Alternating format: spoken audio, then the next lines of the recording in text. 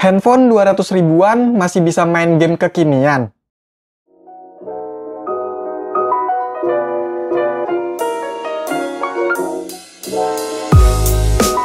Yo, halo!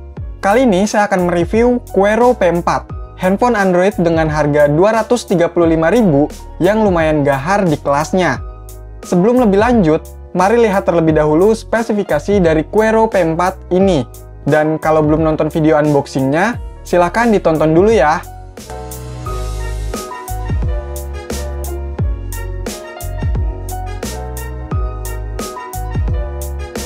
Informasi dari handphone ini tidak banyak ditemukan di internet.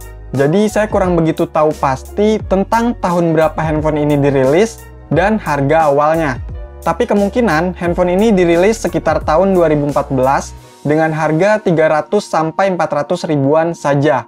Kalau dilihat dari harga awal, handphone ini memang benar handphone murah. Dan gak heran kalau dilihat dari kesan tampilan luarnya yang kurang menarik. Seperti desainnya yang biasa aja, bodi berbahan plastik yang kerasa murahnya, layar yang apa adanya, dan minimnya aksesoris saat membeli handphone ini. Jadi serasa beli handphone batangan. Tapi walaupun begitu, handphone ini nggak ada bunyi kretek-kretek ataupun lem yang acak-acakan di sekitar bodinya. Bisa dibilang cukup rapi dan bobotnya ini sangat ringan. Selain itu ada beberapa kelebihan lain dari handphone ini, seperti memori internalnya yang cukup besar di kelasnya, yaitu 4 GB. Jadi masih bisa buat install beberapa aplikasi dan menyimpan beberapa data. Bahkan kalau dirasa masih terlalu kecil, bisa ditambah dengan micro SD yang bisa juga dipakai sebagai tempat untuk menginstal aplikasi atau game.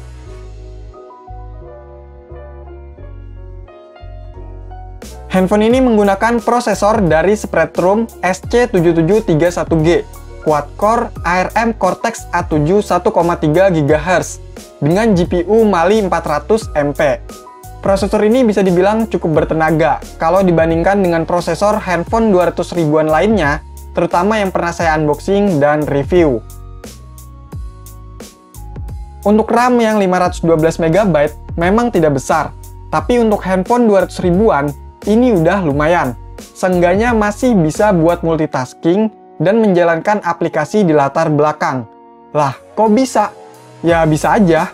Karena handphone ini belum menggunakan Android Oreo, Pie, atau Android Q yang membutuhkan banyak research, tapi menggunakan Android KitKat. Dimana yang menurut saya, versi Android KitKat ini cukup ringan dan masih bisa dijalankan dengan RAM yang minim. Dan di Android KitKat ini masih bisa kok install beberapa aplikasi kekinian macam WhatsApp, YouTube, Spotify. Bahkan di handphone 200 ribuan ini masih bisa loh install dan main game zaman sekarang, seperti Mobile Legends. Game ini masih bisa dimainkan tanpa force close, namun dengan settingan grafik yang bahkan di bawah low, yaitu light. Walaupun menggunakan settingan terendah, tapi tetap aja saat main kadang-kadang macet-macet dikit gitu. Ya dampaknya jadi kurang nyaman.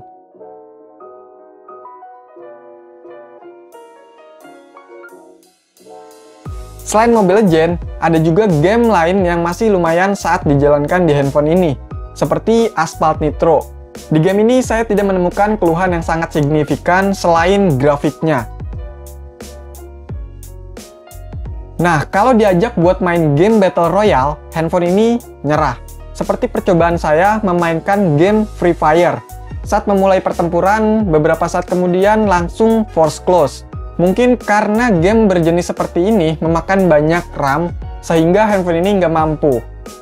Sedangkan untuk memainkan game-game yang nyantai, macam game-game yang ada di Hago, handphone ini masih cukup memadai lah. Selain beberapa game yang sudah disebutkan, pasti masih banyak beberapa game lain yang masih bisa dijalankan di handphone ini. Ya, walaupun pastinya beberapa game tersebut kurang memanjakan mata dan mengurangi keseruan saat memainkannya.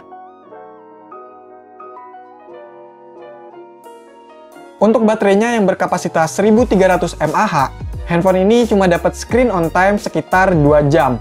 Itu pun menggunakan Wi-Fi dan sesekali untuk bermain game sebentar.